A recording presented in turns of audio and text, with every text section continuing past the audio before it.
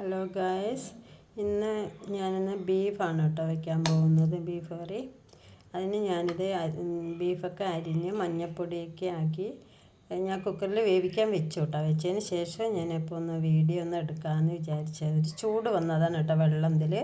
അപ്പോൾ ഇതിന് വേകാൻ ആവശ്യമായ വെള്ളം ഇപ്പോൾ ഇതിൽ തന്നെ ഇതേ വന്നിട്ടുണ്ട് കേട്ടോ. ഇനി നമ്മൾ കുറച്ചുകൂടെ വേകാനുണ്ട്. ഇതൊന്നും ആയിട്ടില്ല, മഞ്ഞൾപ്പൊടി ഇട്ടതേ. അപ്പോൾ ഇനി നമുക്ക് അടച്ച് വെച്ചിട്ട് ഒന്നും കൂടെ ഇതിനെ നന്നായി ഒന്ന് വേവിച്ചെടുക്കാം കേട്ടോ. ഇതാട്ടോ ബീഫ് വെന്ത് വന്നിട്ടുണ്ട്. ഇച്ചിരി വെള്ളമുണ്ട്, നമുക്കതൊക്കെ വറ്റിച്ചെടുക്കാം കേട്ടോ. ഇനി ഇതിന് ആവശ്യമായ പൊടിയാണ് കേട്ടോ. ഇത് മുളക് പൊടി കുറച്ചെടുത്തിട്ടുണ്ട്, മഞ്ഞൾപ്പൊടിയുണ്ട്, ഇച്ചിരി മല്ലിപ്പൊടി എടുത്തിട്ടുണ്ട്. പിന്നെ ഇതിന് വഴറ്റാൻ വേണ്ട സാധനങ്ങൾ ചെറിയ ഉള്ളിയുണ്ട്, പച്ചമുളക്, വെളുത്തുള്ളി, ഇഞ്ചി. ഇനി നമ്മൾക്കിത് അടുപ്പത്തെ എണ്ണ ഒഴിച്ച് ഇതൊക്കെ വഴറ്റിയെടുക്കാം കേട്ടോ. ഒരു പാത്രം വെച്ച് അതിലേക്ക് കുറച്ച് എണ്ണ ഒഴിച്ചിട്ടുണ്ട്. ഇത് എണ്ണ ചൂടായിട്ട് നമുക്കതിൽ കുറച്ച് കടുക് പൊട്ടിക്കാം.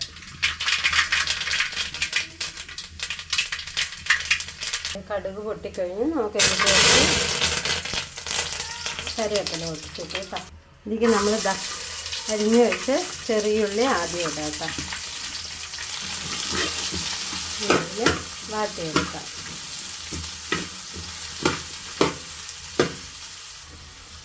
ഇതിലേക്ക് നമുക്ക് വേറെ സാധനങ്ങൾ ഇടാം കേട്ടോ. ഇഞ്ചിയും വെളുത്തുള്ളിയും പച്ചമുളകും കൂടെ ഇട്ട് ഇനി നന്നായി ഒന്ന് വാട്ടിയെടുക്കണം. നന്നായി ചുമക്കെ വഴറ്റണം കേട്ടോ. ചുമന്നിൽ ഉള്ളിയൊക്കെ ചുമന്ന് വന്നിട്ടുണ്ട് കേട്ടോ. ഇനി ഇതിലേക്ക് നമുക്ക് പൊടികൾ ഇടാം. പൊടി ഇട്ടൊന്ന് ചൂടാക്കാം. ഇതിലേക്ക് ഞാൻ കുറച്ച് മസാലപ്പൊടികൾ വേറെ തയ്യാറാക്കി വെച്ചിട്ടുണ്ട് കേട്ടോ. ഇച്ചിരി കുരുമുളക്, പെരിഞ്ജീരകം, ഒരു പട്ട, ഗ്രാമ്പൂ, ഏലക്ക. ഇതാട്ടോ അത്.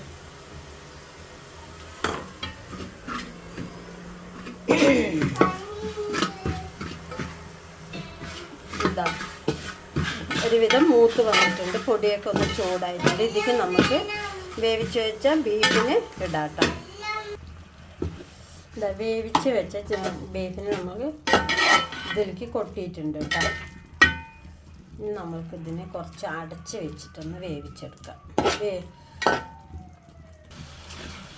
ഇതാട്ടോ നമ്മൾ ഇച്ചിരി വെള്ളം ഉണ്ടായിരുന്നതൊക്കെ വറ്റി ഇത് ഡ്രൈ ആയിട്ട് ഉണ്ട് കേട്ടോ. ഇനി ശകലേ ഉള്ളൂ. അത് ഇച്ചിരി നേരം കൂടെ നമ്മളിങ്ങനെ വെച്ച് കഴിയുമ്പോൾ ശരിയാവും. അപ്പം ഇനി നമ്മൾക്ക് ഇതിൻ്റെ അടുത്ത പരിപാടിക്കാണ് കേട്ടോ പോണത്. അടുത്ത പരിപാടി നമുക്ക് കുറച്ച് മല്ലിയില ഇതിലേക്ക് ഇടുക എന്നുള്ളതാണ് കേട്ടോ. എന്നിട്ട് കുറച്ച് നേരം നമ്മൾക്കത് അടച്ച് വെച്ചൊന്ന് വേവിക്കണം. ഇനി ചെയ്യേണ്ടത് എന്താണെന്ന് വെച്ചാൽ ഒരു സ്പൂണ് ബീഫ് മസാല ഉണ്ടല്ലോ, അതൊന്ന് തൂളിച്ച് വിടണം കേട്ടോ. ഇങ്ങനെ ഒന്ന് ഇട്ടിട്ട് ഒന്ന് ഇളക്കിയിട്ട് ഇങ്ങനെ ഇത്തിരി ഒന്ന് ഒതുക്കി ഒന്ന് വെച്ച് ചെറിയൊരു ചൂടേ പറ്റുള്ളൂ കേട്ടോ. നന്നായി ചൂടാക്കാൻ പറ്റില്ല. അപ്പം നമുക്ക് അതിൻ്റെ ആ ഒരു മസാലയുടെ മണം ഇച്ചിരി പോകും. അപ്പോൾ അത് തന്നെ ഒരുപാട് പറ്റില്ല. ചെറുതായിട്ട് ഇങ്ങനെ ഒന്ന് അടച്ച് വെച്ചിട്ട് നമുക്കൊന്ന് വേവിക്കാം.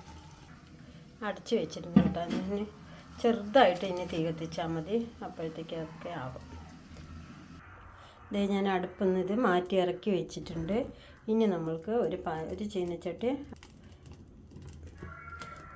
ചീനച്ചട്ടി അടുപ്പത്ത് വെച്ചിട്ട് കുറച്ച് എണ്ണ ഒഴിച്ച് വയ്ക്കാം കേട്ടോ. നമുക്ക് എണ്ണ കുറച്ച് ചൂടാകും. എണ്ണ ചൂടായി വന്നിട്ടുണ്ട്. അതിലേക്ക് കുറച്ച് ചെറിയുള്ളി ഒന്ന് മൂപ്പിച്ചെടുക്കാം കേട്ടോ.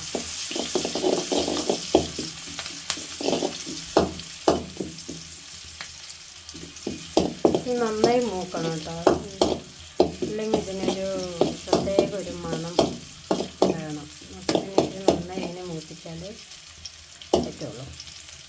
ഇനി നമുക്കിതിലേക്ക് കുറച്ച് തേങ്ങാക്കൊത്ത് അരിഞ്ഞെടുക്കുക. അതൊന്ന് വറുത്തെടുത്ത് ഒന്ന് മൂപ്പിച്ചെടുക്കാം. ഈ തേങ്ങാക്കൊത്തും ആ ചുമന്നുള്ളിയും കൂടെ ഒരു മണം തരുമ്പില്ലേ, ആഹാ, എന്താ പറയുക, ഒരു പ്രത്യേക ടേസ്റ്റാണ് ബീഫ് കറിക്ക്. ഇങ്ങനെ നിങ്ങൾ ചെയ്തിട്ടുണ്ടോ? ഇല്ലെങ്കിൽ ഒന്ന് ചെയ്ത് നോക്കൂ കേട്ടോ. എന്നിട്ട് ഇഷ്ടപ്പെടുകയാണെങ്കിൽ ഒന്ന് കമൻ്റ് ഇടണേ. ഇതാട്ടോ ഇത് ആയി വന്നിട്ടുണ്ട്. അതുകൊണ്ട് ഇത് ഒരുവിധം നന്നായി നല്ലപോലെ ബ്രൗൺ കളർ ആവണ്ട. തേങ്ങ മൂക്കത്ത്, പക്ഷെ എന്നാലും ഇച്ചിരി മൂക്കണം. ഇതിപ്പം പാകമായി വന്നിട്ടുണ്ട്. ഇനി നമുക്കിത് കറിയിലേക്ക് കൊട്ടാം. ഇതിന് നമ്മൾ ഇതിലേക്ക് ഇട്ടിട്ടുണ്ട്. ഇനിയാണ് അടുത്തത് നമ്മൾ കുറച്ച് അരിഞ്ഞു വെച്ച കുറച്ച് മല്ലിത്തലയുണ്ട്, അതും കൂടെ ഇച്ചിരി മുകളിൽ ഇങ്ങനെയൊന്ന് വിതറിയിടുക. കുറച്ച് കരിവേപ്പിലയും കൂടെ ഇടുക കേട്ടോ. എന്നിട്ട് ഇതിനെ ഇങ്ങനെയൊന്ന് കുറച്ച് ഇത്തിരി ഒന്ന് ഇളക്കിയിട്ട് നമുക്ക് മുകളിൽ വെറുതെ ഇങ്ങനെ ഇട്ടാൽ പോരാ കേട്ടോ. ഒന്ന് ഇത്തിരി ഇളക്കി ഒന്ന് ഇങ്ങനെ ഒന്ന് പൊതിഞ്ഞ് വെക്കണം. അപ്പോഴേ അതിൻ്റെയും കൂടെ ഈ ഒരു പച്ച മണവും കൂടെ അതിലേക്ക് ഇറങ്ങണം. ഇതിൽ ഏറ്റവും ഇതിൻ്റെ ടേസ്റ്റ് എന്താണെന്ന് ചോദിച്ചാൽ ഈ ലാസ്റ്റ് നമ്മൾ ഈ ചുമന്നുള്ളിയും തേങ്ങയും കൂടെ വറുത്തിടുന്നില്ലേ, അതാണ് ഈ കറിക്ക് ഒരു പ്രത്യേക ടേസ്റ്റ് നൽകുന്നത്. നിങ്ങൾ ഇഷ്ടമായ നിങ്ങളിതുപോലെ ഒന്ന് ചെയ്ത് നോക്കൂ. കമൻറ്റ് ഒന്നുണ്ട് കേട്ടോ. Okay, thank you.